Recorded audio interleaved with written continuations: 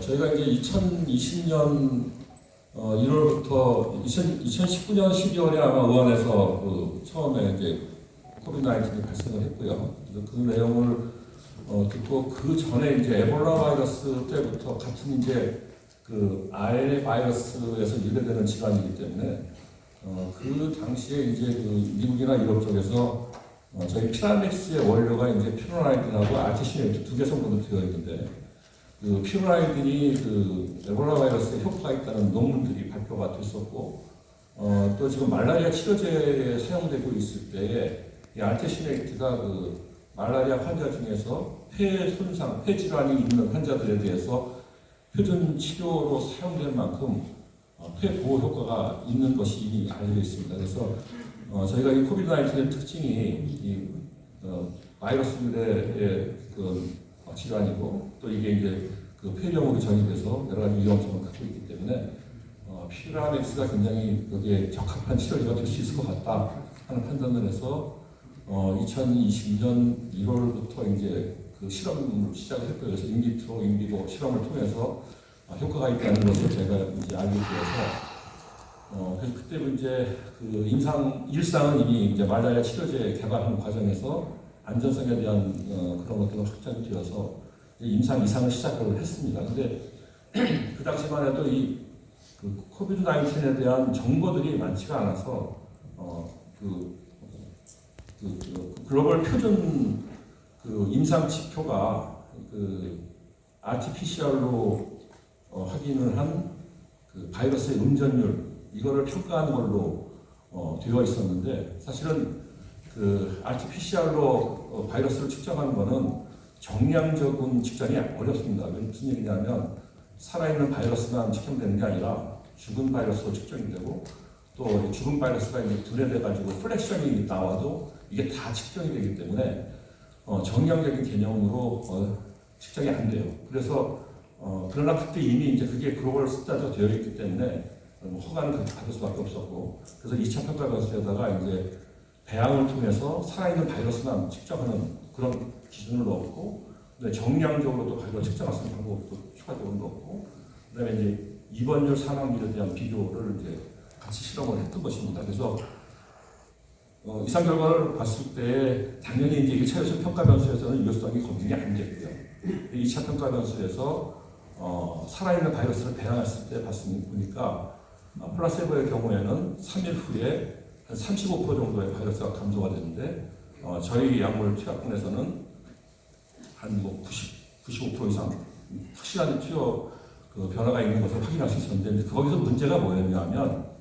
우리나라의 그때 방역 지침이 이제 그 환자가 발생을 하면 이게 그냥 바로 그 격리 시설로 이송이 되고 이래서 임상 시험을 참여하는데 시간이 많이 걸렸어요. 그러니까 이제 그 발생하고 나서 한 4, 5일 후에나 임상 약물이 투약이 되는 상황이었죠. 그러다 보니까 그 환자들 중에 이미 한 3분의 1 정도는 약물이 투약된 상황에서 이미 자연 치유가 되는 상황이었어요. 이러다 보니까 이상에서의 평가가 굉장히 어려웠습니다. 그래서 그런 평가들을 이제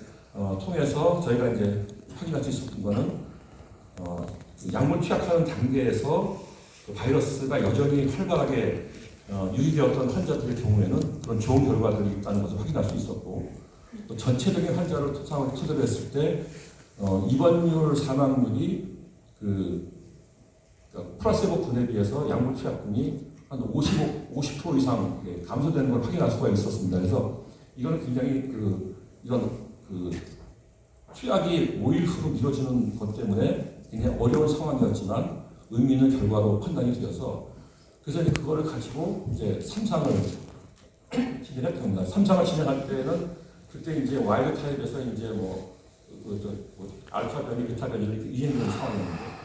그래서 그거를 이상을 이제 기준으로 해가지고 1차 유효성 평가 변수를 입원율 사망률의 비교를 가지고 이제 평가를 했던 거죠. 근데 이제 이게 진행하는 과정에서 변이가 계속되면서 오미크론 변이가 되었죠. 오미크론 변이가 되면서 이제 그 증상이 급격히 이제 약화되면서 입원율 사망률이 와일드 타입, 뭐 알파, 베타 이런 변이에서는 환자의 입원율이 한 17% 이렇게 됐는데 오미크론 환자의 경우에는 0.5%가 안 됐어요. 그러다 보니까 입원율, 사망률을 가지고 판단하는 게 상당히 어려운 상황이 되었던 거죠. 그래서 저희는 이제 거기에다가 이제 뭐 여러 가지 임상 증상의 어떤 변화 이런 것들을 다 이제 같이 보긴 했는데 그래서 이제 이런 바이러스의 변이로 인해서 증상 자체가 변화되니까 당연히 임상 결과에 대한 평가 지표도 거기에 맞춰서 바뀌는 것이 맞다 해가지고 식약처가 계속 협의를 했습니다. 그래서 사실 식약처도 저희 내용을 이해를 하고 또 이제 글로벌 스탠다드도 이미 FDA에서도 이제 증상의 소실 속도를 가지고 비교하는 것을 인정을 하는 단계가 되었기 때문에 그거는 이제 식약처에서도 1차 평가 변수를 그렇게 바꾸는 것은 맞을 것 같다 이런 의견이었는데 한 가지 문제점이 뭐였냐면 임상 증상이 소실되는 것을 판단하기 위해서는 디자인 자체가 굉장히 꼼꼼하게 매일 이렇게 환자들의 상태를 측정하는 이런 과정이 필요했는데 우리가 실험한 거는 입원율, 사망률을 가지고 평가를 하다 보니까 일주일까지는 촘촘하게 봤는데 일주일 이후부터는 이제 7일 이후에 14일, 20일 이렇게 이제 환자들에 대한 팔로우업이 된 거죠. 그래서 그때 이제 임상인들이 이제 문진을 하면서 언제 증상이 개선됐느냐 해가지고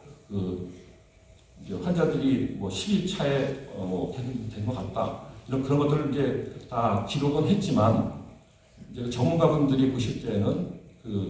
증상 개선 속도를 가지고 평가하는 것 자체가 굉장히 아주 예민한 그런 부분인데 임상 디자인 자체가 그렇게 되어 있는 것을 가지고 이걸 1차 평가 변수로 인정해 주는 것은 어려울 것 같다. 이렇게 이제 판단이 됐던 겁니다. 그래서 사실 그런 부분에서의 배경은 지금 다른 약에 대한 얘기를 좀 뭐하지만 기존에 그런 식으로 진행했던 약물들이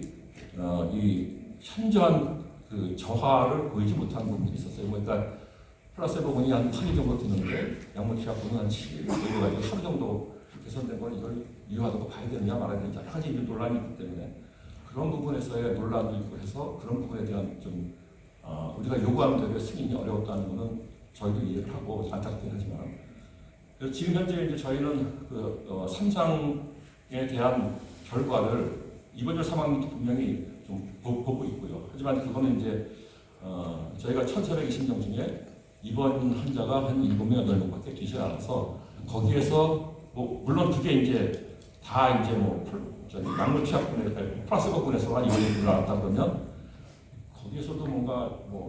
어떤 결과가 나올 수 있지 않을까라는 생각을 하지만 사실은 쉽지 않을 것 같고 그래서 입원율, 사망률에 대한 증상의 소실 속도에 대한 것들을 보고 있습니다. 그래서 그게 지금 저희가 이제 1,420명이 목표였는데 1,420명은 이미 완료가 됐고요. 그 다음에 지금 수업으로 저희가 이제 국내에서 주로 진행을 했었고 이제 글로벌로 어차피 저희가 이제 진출을 하기 위해서 남미에서 이제 칠레,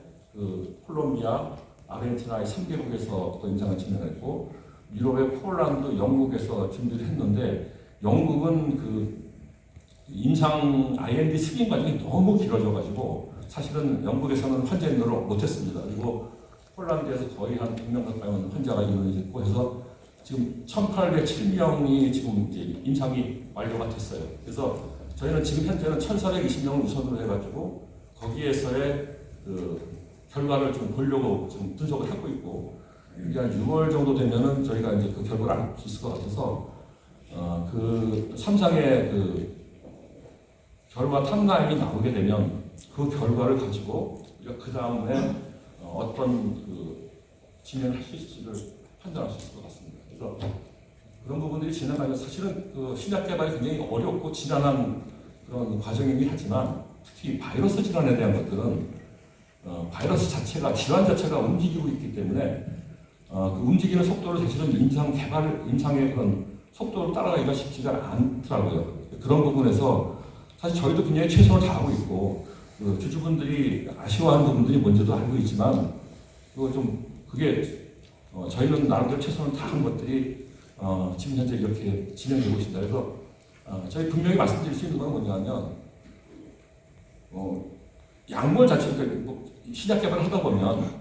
약물 자체의 결과가 미흡해서 이거는 효과가 없구나 해서 드롭할 수밖에 없는 경우가 생기게 되고, 근데 이번의 경우에는 그것도 있을 수 있겠지만 조금 너무 좀 안타까운 것은 질환이 변화되면서 또 규정에 의해서 판단이 좀 유보될 수 있는 그런 경우도 있어서 저희는 지금 3장 결과를 그래서 탑라인 결과를 보고 이 약물의 효과가 분명히 있다고 생각되면 끝까지 한번 노력해볼 생각이고요. 또 한 가지 걱정되는 부분들을 말씀하시는 게 이제 이미 코로나 팬데믹이 끝났고 그리고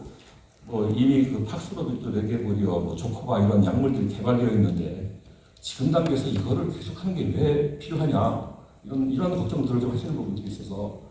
그 부분에 대해서는 저희가 이제 지금 사실 인플루엔자 질환의 경우에도 타미플루가 사실 인플루엔자에 굉장히 많은 기여를 하고 개발이 됐는데 인플루엔자도 마찬가지로 이 바이러스 질환 이게 인플루엔자도 마찬가지로 변이가 되면서 이제 증상이 약화되기 때문에 지금은 거의 약한 독감 수준으로 약화됐죠. 그럼에도 불구하고 이 타미플루가 굉장히 지금 거기 질환 환자들에 도움 많이 주고 있어요. 특히 코비드-19 같은 경우도 굉장히 많이 약화가 됐지만 여전히 바이러스에 의해서 전파가 계속되고 있고 우리나라에서도 지금 약화됐다고 하면 10,000명 정도 이상의 환자들이 발생을 하고 있고 롱 코비드 그런 증상으로 인해서 기침 이런 부분에 대한 환자들의 어떤 고통이 좀 있습니다. 그래서 이런 것들을 지금 엔더미로 넘어갔다 하더라도 여기에 대한 치료제는 분명히 필요하고 특히 지금 팍스로비드, 레게브리오 이런 약물들은 이런 엔더믹 상황에서 쓰기에는 조금 문제가 있다고 생각을 합니다. 제 개인적으로 무슨 문제냐면 DDI 문제가 있어서 약물하고의 상호작용이 있어서 처방 자체를 내리는데 상당히 많은 고려가 필요하고 또 아직도 이제 세이프티에 대한 부분이 조금 더 입증해야 될 부분들이 남아있다고 생각합니다. 또 결정적으로 가격이 너무 비싸요. 그러니까 지금 70만 원 물론 이제 엔더믹상에서 계속 가격을 낮출 수는 있겠지만 몇십만 원씩 주면서 지금 엔더믹 상황에서 이런 치료제가 과연 적절한 치료제냐 그런 부분에서 저희 약물은 세이프티가 이미 입증되어 있고 약가도 적절한 비용으로 치료가 가능하고 그래서 만약에 3상 결과에서 약효가 입증이 된다면 이런 엔더믹 상황에서의 코로나 치료제로 굉장히 적절한 그런 치료제가 되겠다. 이거는 우리나라뿐만 아니라 글로벌로도 그런 부분 역할을 할 수 있다 하는 생각을 하고 있고요. 또 한 가지는 지금 아시는 것처럼 계속 아데나 바이러스에 의한 팬데믹 상황들이 계속 또 다음 웨이브가 언제 오느냐 이 걱정을 하고 있습니다. 그래서 저희 약물이 그래도 장점으로 생각하는 것은 기전 자체가 어떤 바이러스의 어떤 일정 부분을 공격하는 그런 기전이 아니고 바이러스가 이제 세포 내로 들어와가지고 거기에서 증식이 되고 다시 이제 전파가 되고 이러면서 확산이 되는 건데 저희가 확인한 바로 저희 약물이 세포 내로 진입하는 그 과정을 차단을 하고 또 세포 내에서 증식하는 과정도 차단을 하고요. 그 다음에 또 타이바 인피드론을 인덕션 시켜가지고 생체의 어떤 면역 기능을 강화시키고 또 이제 아테시네이트가 폐 보호 작용이 있어서 폐렴으로 진행되는 것들을 도와주고 이런 것들. 그래서 저희는 이제 그런 과정에서 지금 이런 코비드-19에 이미 이제 엔더믹 상황으로 간 것에서의 적절한 치료제 개념도 가능하다고 생각을 하고 또 앞으로 또 닥칠 새로운 팬데믹에 대한 대비도 되지 않겠느냐 그런 생각을 가지고 끝까지 한번 개발을 해보려고 합니다. 저기